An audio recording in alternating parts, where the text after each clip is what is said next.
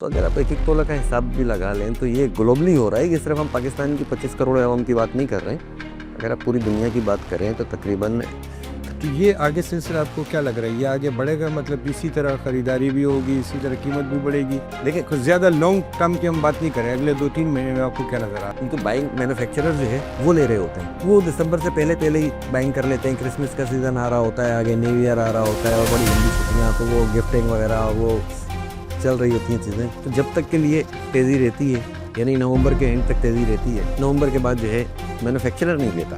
अच्छा। अब वो जो बाइंग होती है वो इंडिविजुअली आपने शॉप पर जाकर गोल्ड की कोई चीज़ ले ली तो वो इफ़ेक्ट करती ज़रूर है, लेकिन इतना बड़ा इफ़ेक्ट नहीं करती। एक तो ये कि आपने किस रेट पर परचेज़ किया हुआ है।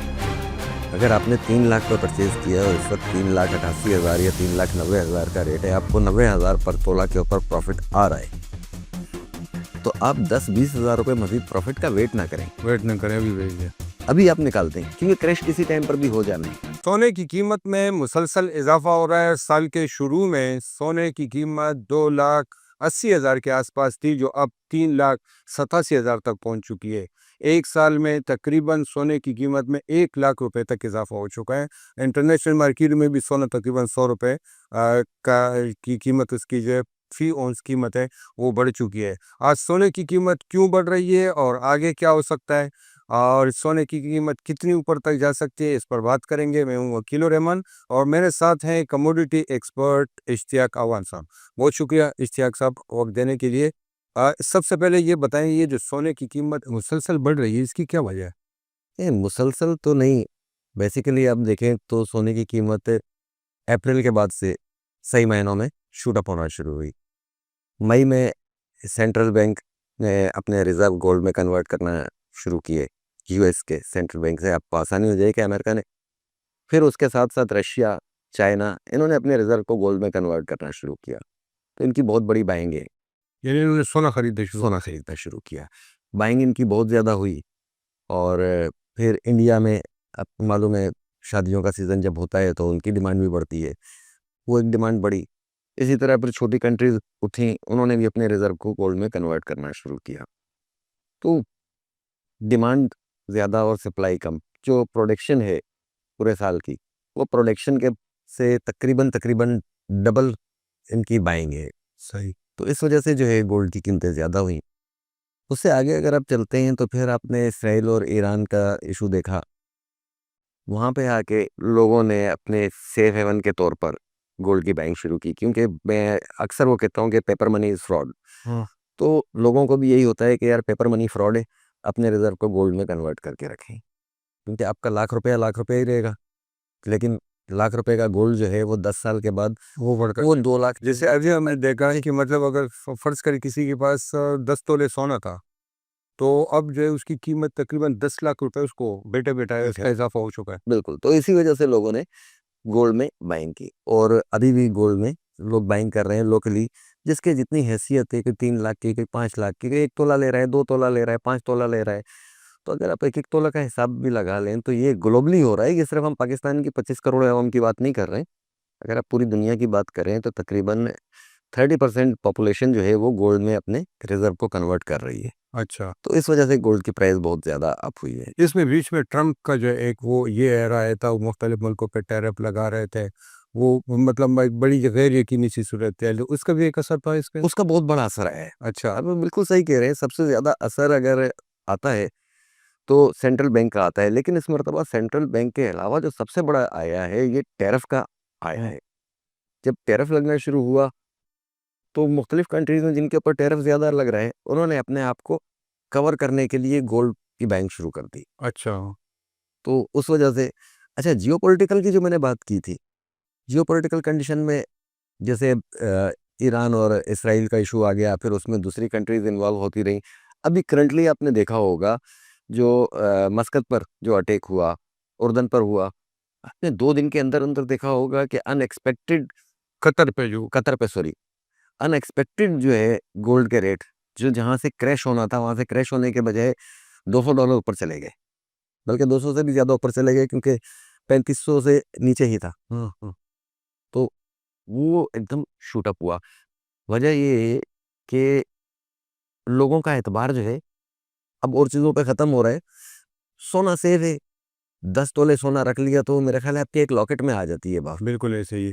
करेंसी आप कहीं लेकर जाएंगे तो पूरी दुनिया में करेंसी नहीं चलेगी, करेंसी डिवैल्यू होने का नहीं, लेकिन खतरा। इसमें ये मसला नहीं है कि पैसे तो आप बैंक में रख के महफूज करा लेते हैं, सोने को आप किस तरह, वो भी देख, लॉकर्स वगैरह नहीं, पैसे? सोने के लॉकर्स भी हैं, अच्छा। लेकिन सोना ऐसी चीज़ है ना कि आप एक छोटी सी मिसाल ले लें, 10 तोला, 10 तोला का 1 बाई 1 इंच का बार होता है, वो आप किसी नॉर्मल चेन में करके अपने गले में लटका सकते हैं, कहीं भी वो आपके कोई इतना इशू नहीं होता। लेकिन 10 तोला सोना आपका 30 लाख रुपए का है। 30 लाख के लिए आपकी अगर 5-5 हज़ार वाली गड्डियां भी हैं, बल्कि 30 से भी ऊपर का ही होगा, 40 लाख के करीब है, सॉरी, 5-5 हज़ार वाली गड्डियां भी रखें तो आपको 8 गड्डियां रखनी पड़ती हैं। और आप घर में उसको रख नहीं सकते, सर बढ़ रही है, और सोने की कीमत भी बढ़ रही है, भी है और पेट्रोल भी है। कीमत। तो ये आगे सिलसिला आपको क्या लग रहा है, ये आगे बढ़ेगा, मतलब इसी तरह खरीदारी भी होगी, इसी तरह कीमत भी बढ़ेगी? देखिए, कुछ ज़्यादा लॉन्ग टर्म की हम बात नहीं करें, अगले 2-3 महीने में आपको क्या नज़र आ रहा है? ये अगले 2-3 महीने में शायद, मुझे याद पड़ता है कि लास्ट जो हमारा प्रोग्राम हुआ था, हमने दिसंबर तक के लिए कहा था कि क्रैश होने का।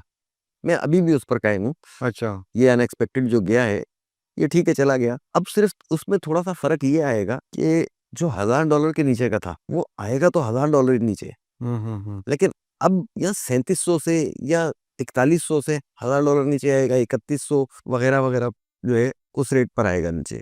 लेकिन फिर भी एक्सपेक्टेड ये है कि रिट्रेसमेंट जो इसकी बन रही है वो 32.2, बल्कि आप 30 कर लें उसको, टेक्निकल चीज़ों पे हम ज़्यादा नहीं जाते जो पॉइंट्स में, 30% नीचे का डिक्लाइन है। अगर 3700 खैर अभी जो चल रहा है 3660 3670 के दरमियान चल रहा है, कल और परसों का रेट जो है $3708 पे था, तो हम इसको 4000, इसको एक राउंड अबाउट ले लेते हैं, 4100 तक की फोरकास्ट तो है। 4000 से आप 30% नीचे कर लें तो $1200 जो है गोल्ड को नीचे आना चाहिए, 3000 के आसपास। 3000 से नीचे। यानी आपको लग रहा है कि ये 4000 4100 से ऊपर तक ये जाएगा, बिल्कुल। उसके बाद जो है ये इसका आगे जाना जो है ये रुक जाएगा और ये दोबारा जो है इसका 30% इसमें डिक्लाइन हो सकता है डिक्लाइन हो सकता है। और 3000 के आसपास। तो इसमें अगर पाकिस्तानी रुपए में देखा जाए, इस वक्त तकरीबन 4 लाख के करीब पहुंचता जा रहा है, 4 लाख के लग रहे हैं, कुछ अर्से में पहुंच जाएगा। देखिए, ऑलमोस्ट पहुंच ही चुका है। हम्म। जब हम इस तरह की ट्रेडिंग की बात करते हैं तो 3,90,000 या 3,95,000, 3,80,000 को हम 4 लाख ही 4 ट्रेड लाख कर, से है, बिल्कुल ठीक है। ठीक है, तो 4 लाख तो पहुंच चुका है। अब आगे की जो है $300 है, आप $300 को कैलकुलेट कर लें, यानी आप उसको $100 के करीब कर लें तो 28-30 हज़ार रुपये और ऊपर जाएगा। के बाद अब 30,000 रुपये और ऊपर लगा लें तो वही आपकी बात है, 4 लाख, 4 लाख 10,000 यहाँ तक का रेट जो है जा सकता है। लेकिन यकीनी सूरत हाल नहीं है कि इतना ऊपर जाए, कि बबल जब ब्लास्ट होता है तो बड़े बुरे तरीके से ब्लास्ट होता है, मार्केट ऊपर जाती ज़रूर है, लेकिन हर वक्त रेट ऊपर नहीं रहते। अब ये आपको लग रहा है कि ये ऑलरेडी बहुत ऊपर जा चुका बहुत है? पीक पर जा चुका है, बहुत पीक पर, इतना पीक पर के अब तक की गोल्ड की हिस्ट्री में इस सिर्फ एक मरतबा गया है, अच्छा, मतलब इस रेट पर नहीं गया। मतलब इस तरह की तेजी जो ये तेजी, हाँ, बढ़ने की जो रफ्तार है, इतनी ये बड़ी रफ्तार। 1980 में एक तेजी आई थी, और वो तेजी भी कोई बहुत ही ज्यादा तेजी से आई थी, $50 या $60 इतना रेट बढ़ गया था। लेकिन वेरी नेक्स्ट वीक वो क्रैश हो गया, बहुत बुरे तरीके से नीचे गिरा। तो जब भी ऊपर जाते हैं, ऊपर जाते हैं, बड़ा स्लोली स्लोली जा रहा होता है। आप अपनी मिसाल ले लें कि अगर आप वॉक करते हुए 8 फ्लोर के ऊपर जा रहे हैं तो आप 5वें फ्लोर के बाद जो है थक जाएंगे, बाकी 3 फ्लोर आप बड़ी मुश्किल से ऊपर चढ़ेंगे। अभी भी थोड़ा स्लो हो गया है, हाँ, पिछले कुछ दिनों से कुछ स्लो। दिनों से स्लो चल। और ये लग रहा है कि अक्टूबर में भी ये स्लो रहेगा। अक्टूबर गोल्ड के लिए कोई ऐसा खास मंथ नहीं है, मतलब नॉर्मल रेंज में चलेगा। लेकिन क्रैश करने पर आ गया तो फिर वो रेंज नॉर्मल नहीं रहेगी, अच्छा। फिर वो एबनॉर्मल रेंज चली जाएगी क्रैश पर। हम्म। वो कितने पाकिस्तानी रुपए में आपने बताया? पाकिस्तानी रुपए में आपको रुपया? तकरीबन तकरीबन 3, तो तकरीबन तकरीबन 290, 280, ये 3 3 लाख, लाख के आसपास 3 लाख के आसपास, ये दिसंबर तक की बात कर रहे हैं? दिसंबर तक की। दिसंबर के एंड तक मतलब 3 तक आ सकता लेकिन है। दिसंबर से के मिड में आप कर लें, मिड मिड के बाद रेट नहीं चढ़ते। अच्छा। मिड के बाद जो स्पेकुलेशन थोड़ी बहुत होती है वो होती है। हुँ। मिड के बाद इसलिए नहीं चढ़ते कि बाइंग रुक चुकी होती है, अच्छा। क्योंकि बाइंग मैन्युफैक्चरर जो है वो ले रहे होते हैं। वो दिसंबर से पहले ही बाइंग कर लेते हैं, क्रिसमस का सीज़न आ रहा होता है, आगे न्यू ईयर आ रहा होता है और बड़ी लंबी छुट्टियाँ, तो वो गिफ्टिंग वगैरह वो चल रही होती हैं चीज़ें। तो जब तक के लिए तेज़ी रहती है, यानी नवंबर के एंड तक तेज़ी रहती है, नवंबर के बाद जो है मैन्युफैक्चरर नहीं लेता।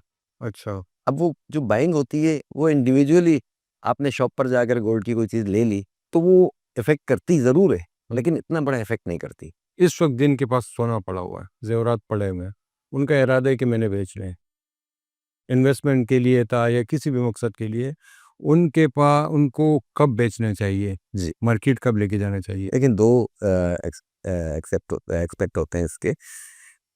एक तो ये कि आपने किस रेट पर परचेज़ किया हुआ है। अगर आपने 3 लाख पर परचेज़ किया है और इस वक़्त 3,88,000 या 3,90,000 का रेट है, आपको 90,000 पर तोला के ऊपर प्रॉफ़िट आ रहा है, तो आप 10-20 हज़ार रुपए मज़ीद प्रॉफ़िट का वेट ना करें। वेट ना करें, अभी बेच दें। अभी आप निकाल दें, क्योंकि क्रैश किसी टाइम पर भी हो जाना है। सही है। लेकिन अगर आपने इसी रेट पर लिया हुआ है, आप कितने अरसे के लिए उसको रखना चाहते हैं?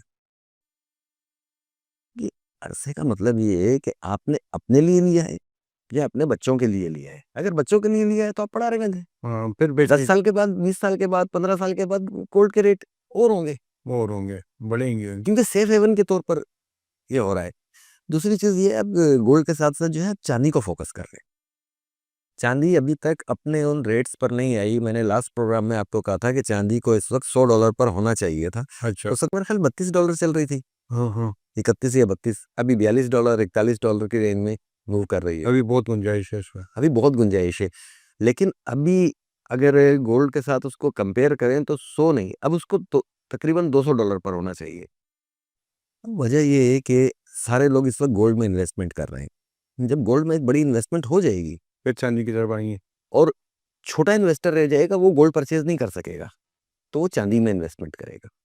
लॉन्ग टर्म के लिए मतलब लॉन्ग टर्म चांदी चांदी में चांदी अच्छी गुंजाइश है। अच्छी गुंजाइश है, हर बंदा अफ़ोर्ड कर सकता है। बेचने वाले को तो आपने बताया, सोना खरीदना अगर कोई चाहता हो, उसको कब जाना चाहिए खरीदने? आप लंबे टाइम के लिए अगर खरीद रहे हैं और आपने लेके रख लिए, यही रेट रहे, रेट में कोई डिफरेंस नहीं है, आमतौर मतलब पे खरीदार ये होता है ना कि वो खरीदते हैं, चलो वो कहते हैं कि लंबे टाइम के लिए, लेकिन ज़रूरत पड़ जाती है तो देखिए ये भी देते हैं। वो एक मजबूरी है, वो तो या मजबूरी। शादियों के लिए कोई खरीदना चाहता हो तो मतलब वो किस वक़्त नवंबर का इंतज़ार करे, दिसंबर? जब 3 लाख के राउंड अबाउट रेट आए, हाँ। रेट देखिए आ जाएगा।